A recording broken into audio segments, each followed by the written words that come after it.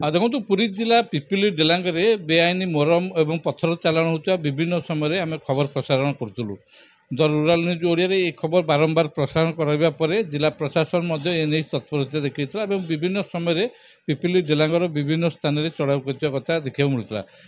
ଯଦି ଗୋଟେ କଥା କହିବା ପାଖାପାଖି 27 ଲକ୍ଷରୁ ଉର୍ଦ୍ଧ୍ୱ ଟଙ୍କାର ଏବେ ବେଆଇନ ପଥର ମୋରମ ଯେଉଁ ଚାଲାଣ କରୁଥିଲା ସେହି ଗାଡ଼ିଗୁଡ଼ିକୁ ମଧ୍ୟ ଜବତ କରିକି ମାଇନ୍ସ ବିଭାଗ ପିପିଲି ପୋଲିସ ହେଫାଜତରେ ଦେଇଛି ଏବଂ ସେମାନଙ୍କ ନାମରେ ମାମଲା ମଧ୍ୟ ରୁଜୁ କରାଯାଇଛି।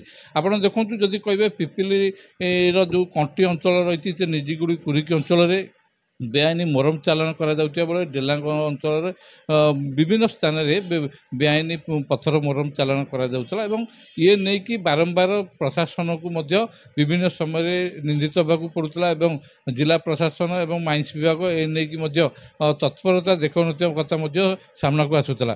କିନ୍ତୁ ଯଦି କହିବା ଗତ କିଛି ଦିନ ଧରି ବିଭିନ୍ନ ସ୍ଥାନରେ ଜିଲ୍ଲା ପ୍ରଶାସନ ପକ୍ଷରୁ ଯେତେବେଳେ ମାଇନ୍ସ ବିଭାଗକୁ ନିର୍ଦ୍ଦେଶ ଦିଆଯାଇଥିଲା ଏବଂ ମାଇନ୍ସ ବିଭାଗ ମଧ୍ୟ ବିଭିନ୍ନ ସ୍ଥାନରେ ଚଢ଼ାଉ ଜାରି ରଖିଥିଲା ଏବଂ ପିପିଲିଠାରେ ଯଦି କହିବା ପିପିଲିଠାରେ ପାଖାପାଖି 9ଟି ହାଇୱା ଗାଡ଼ି ଏବଂ ଗୋଟିଏ ଟ୍ରକକୁ ଜବତ କରିବା କଥା ମଧ୍ୟ ସାମ୍ନାକୁ ଆସିଥିଲା, ଯେଉଁଥିରେ 9ଟି ଗାଡ଼ିରେ ମୋରମ ଯାଉଥିଲା ଏବଂ ଗୋଟିଏ ଗାଡ଼ିରେ ପଥର ଯାଉଥିଲା। ଏଥିରୁ ଗୋଟିଏ କଥା ସ୍ପଷ୍ଟ ପ୍ରମାଣ ହେଇଥିଲା, ଯେଉଁ ପଥର ମୋରମ ଚାଲାଣ କଥା କୁହାଯାଉଥିଲା ବାରମ୍ବାର ଯେଉଁ ଅଭିଯୋଗ ଆସୁଥିଲା ସେ କଥାର ସତ୍ୟତା ପ୍ରମାଣ ହେଇଥିଲା।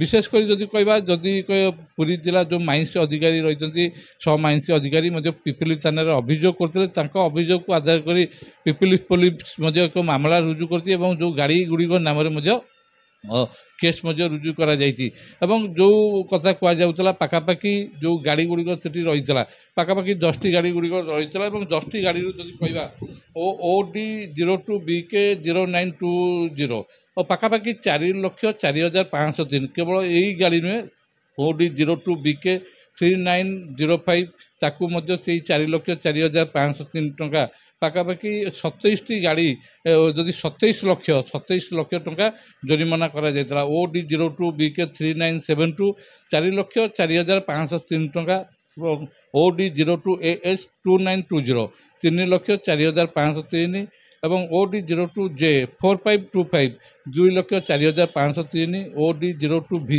5525 ଇଏ ମଧ୍ୟ 2,04,503 ଏବଂ OD02CZ 7623 ଇଏ ମଧ୍ୟ 4,04,503 OR19J 1167 1,04,503 OD029023 2,04,503 OR04E 2069 69,498 ସର୍ବମୋଟ ଯଦି କହିବା 27,10,025 ଟଙ୍କା ମାଇନ୍ସ ବିଭାଗ ଏହି ଗାଡ଼ି ଉପରେ ଜରିମାନା କରିଛି। ଯଦି ଆପଣ ମଧ୍ୟ ଏବେ ଚିନ୍ତା କରୁଛନ୍ତି ବେଆଇନ ମୋରମ ପଥର ଚାଲାଣ କରିବେ, ନିଶ୍ଚିତ ରୂପେ ଏଇଭଳି କଡ଼ା ଜରିମାନା ମଧ୍ୟ ଆପଣଙ୍କ ଉପରେ ହେଇପାରେ। ଯେତେବେଳେ ଲକ୍ଷାଧିକ ଟଙ୍କାରେ ଆପଣ ଗାଡ଼ି କିଣୁଛନ୍ତି, ବ୍ୟବସାୟ କରିବାକୁ ଚିନ୍ତା କରୁଛନ୍ତି, କିନ୍ତୁ ଏଇ ଯେଉଁଭଳି ଭାବରେ ଚୋରା ଚାଲାଣ କରୁଛନ୍ତି, ନିଶ୍ଚିତ ରୂପେ ଆପଣ ମଧ୍ୟ ଗୋଟେ ପ୍ରକାର ମନସ୍ଥ କରିଦିଅନ୍ତୁ। ପିପିଲି ପୋଲିସ ହୁଅନ୍ତୁ, ଡେଲାଙ୍ଗ ପୋଲିସ ହୁଅନ୍ତୁ କିମ୍ବା ଜିଲ୍ଲା ପୋଲିସ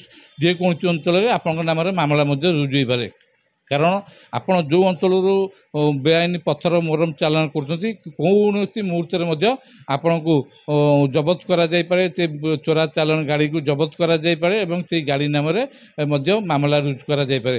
ଯଦି କହିବା ପିପିଲିରେ 10ଟି ଗାଡ଼ି, ଯେଉଁ 10ଟି ଗାଡ଼ିରୁ 27 ଲକ୍ଷ ଟଙ୍କା ଏବେ ଫାଇନ୍ ହେଇଛି ଏବଂ ଯେଉଁ ଫାଇନ୍ ଦେଇକି ଗାଡ଼ି ମାଲିକମାନେ ସେମାନଙ୍କ ଗାଡ଼ି ନେବା କଥା ମଧ୍ୟ କୁହାଯାଉଛି। ଯେଉଁ ଫାଇନ୍ ହେଇଥିଲା ମାଇନ୍ସ ବିଭାଗ ସେମାନଙ୍କ ଉପରେ ଫାଇନ୍ ଜାରି କରିଥିଲା, ସେମାନେ ସେ ଫାଇନ୍ ପେମେଣ୍ଟ କରିନଥିଲେ, ଯାହାଫଳରେ ପିପିଲି ପୋଲିସରେ ମାଇନ୍ସ ଅଧିକାରୀ ଅଭିଯୋଗ କରିଥିଲେ। ସେ ଅଭିଯୋଗକୁ ଆଧାର କରି ଏଠି ମାମଲା ରୁଜୁ କରାଯାଇଛି। ଏଥିରୁ ଗୋଟିଏ କଥା ସ୍ପଷ୍ଟ ପ୍ରମାଣିତ ହେଉଛି, ଏଇ ବେଆଇନ ମୋରମ ପଥର ଚାଲାଣ କଥା ଯେଉଁ ଅଭିଯୋଗ ଆସୁଥିଲା ସେଇ ଅଭିଯୋଗରେ ସତ୍ୟତା ରହିଥିଲା। କାରଣ ଯେଉଁ ଗାଡ଼ି ଜବତ କରାଯାଇଥିଲା ସେଇ ଗାଡ଼ିରେ ବେଆଇନ ମୋରମ ଏବଂ ପଥର ଚାଲାଣ କରାଯାଉଥିବା କଥା ମଧ୍ୟ ସାମ୍ନାକୁ ଆସିଥିଲା। ଆପଣ ଦେଖନ୍ତୁ ପିପିଲି ଯେଉଁ ବ୍ଲକରେ ଯେଉଁ ଜିଲ୍ଲାପାଳଙ୍କ ଜନଶୁଣାଣି ଅଭିଯୋଗ କଥା କୁହନ୍ତୁ କିମ୍ବା ଡେଲାଙ୍ଗ ବ୍ଲକରେ ଜନଶୁଣାଣି ଅଭିଯୋଗ କଥା କୁହନ୍ତୁ, ବିଭିନ୍ନ ପ୍ରସଙ୍ଗକୁ ଯେତେବେଳେ ଆଲୋଚନା କରାଯାଇଥିଲା ସେ ପ୍ରସଙ୍ଗ ମଧ୍ୟରୁ ମଧ୍ୟ ଏଇ ବେଆଇନ ପଥର ମୋରମ ଚାଲାଣକୁ ନେଇକି ମଧ୍ୟ ଗୋଟେ କଥାକୁ ମଧ୍ୟ ଗୁରୁତ୍ୱ ଦିଆଯାଇଥିଲା। ଅନେକ ବୁଦ୍ଧିଜୀବୀ ମାନେ ପରିବେଶବିତ୍ ମାନେ ମଧ୍ୟ ଅଭିଯୋଗ ଆଣିଥିଲେ ଏଇ ବେଆଇନ ପଥର ମୋରମ ଚାଲାଣ ଆଗାମୀ ଦିନରେ ଅଞ୍ଚଳରେ ବିଭିନ୍ନ ସମସ୍ୟା ସୃଷ୍ଟି କରିବ, ପରିବେଶ ନିୟନ୍ତ୍ରଣ କରିବାରେ ମଧ୍ୟ ଗୋଟେ ପ୍ରକାର ଅସୁବିଧା ସମ୍ମୁଖୀନ ହେବେ। ଲୋକମାନେ ଅସୁବିଧା ହେଉଛନ୍ତି ଯେଉଁ ବେଆଇନ ପଥର ମୋରମ ଚାଲାଣ କରାଯାଉଛି, ଆ ଦ୍ୱାରା ଲୋକମାନଙ୍କର ମାନେ ଜୀବନ ମଧ୍ୟ କ୍ଷତି ହେବାର ସମ୍ଭାବନା ରହିଛି, ଭୂମିକମ୍ପ ହେବାର ସମ୍ଭାବନା ରହିଛି। ବିଭିନ୍ନ କଥା ମଧ୍ୟ ସେମାନେ ତାଙ୍କର ଆପତ୍ତି ଅଭିଯୋଗରେ ଦର୍ଶାଇଥିଲେ। ଏବଂ ସବୁଠାରୁ ଗୁରୁତ୍ୱପୂର୍ଣ୍ଣ କଥା ହେଉଛି ଯେତେବେଳେ ଏ ବେଆଇନ ପଥର ମୋରମ ଚାଲାଣ କରାଯାଉଛି ସେଠି ମଧ୍ୟ ସରକାର ଲକ୍ଷ ଲକ୍ଷ ଟଙ୍କା ରାଜସ୍ୱ ରହୁଛନ୍ତି, ଯେଉଁ ରାଜସ୍ୱ ବିଭିନ୍ନ ସରକାରୀ ଜନହିତକାରୀ ଯୋଜନାରେ ମଧ୍ୟ ଲାଗିପାରିଥାନ୍ତା। କିନ୍ତୁ ଧନ୍ୟବାଦ ଦେବା ନିଶ୍ଚିତ ରୂପେ ଜିଲ୍ଲା ପ୍ରଶାସନକୁ, ଯେତେବେଳେ ଏଠି ପୁରୀ ଏସ୍ପି ଯେତେବେଳେ ଦାୟିତ୍ୱ ନେବା ପରେ ନିଶ୍ଚିତ ରୂପେ ମଧ୍ୟ ଗୋଟେ ଆକ୍ସନ୍ ମୋଡ଼କୁ ଆସିଛନ୍ତି। ବିଭିନ୍ନ ସ୍ଥାନରେ ମଧ୍ୟ ପୋଲିସ ବିଭାଗ ପକ୍ଷରୁ ମଧ୍ୟ ଚଢ଼ାଉ କରାଯାଇଛି ଏବଂ ମାଇନ୍ସ ବିଭାଗ ମଧ୍ୟ ତତ୍ପରତା ଦେଖାଇଛି, ଯାହା ପାଇଁ 27 ଲକ୍ଷ ଟଙ୍କା ଏବେ ରାଜସ୍ୱ ଆଦାୟ କରାଯିବ ଏବଂ ତାଙ୍କ ଉପରେ ଫାଇନ୍ କରାଯାଇଛି। ତେଣୁ ଯେଉଁମାନେ ଏବେ ମଧ୍ୟ ଚିନ୍ତା କରୁଛନ୍ତି ଆମେ ବେଆଇନ ପଥର ମୋରମ ଚାଲାଣ କରିବୁ ଏବଂ ରାତାରାତି ବଡ଼ ଲୋକ ହେବୁ, ନିଶ୍ଚିତ ରୂପେ ଆପଣମାନେ ମଧ୍ୟ ସତର୍କ ହୋଇଯାଆନ୍ତୁ, କୌଣସି ମୁହୂର୍ତ୍ତରେ ମଧ୍ୟ ଆପଣଙ୍କ ଉପରେ ଆକ୍ସନ୍ ହୋଇପାରେ। ତେବେ ଏଇ ଆକ୍ସନ୍ କେବଳ କିଛି ସମୟ ପାଇଁ ରହୁଛି ନା ଏହା ଉପରେ ସତର୍କ ଦୃଷ୍ଟି ଜିଲ୍ଲା ପ୍ରଶାସନର ରହୁଛି, ତାପରେ ରହିଛି ସମସ୍ତଙ୍କର ନଜର। ଆପଣ ଆମ ସହିତ ଯୋଡ଼ି ରହିଥାନ୍ତୁ, ପରବର୍ତ୍ତୀ ସମୟରେ ଅଧିକ ଅପଡେଟ୍ ନେଇ ଆପଣଙ୍କ ସହିତ ଯୋଡ଼ି ହେବୁ। ରହିଲୁ, ନମସ୍କାର।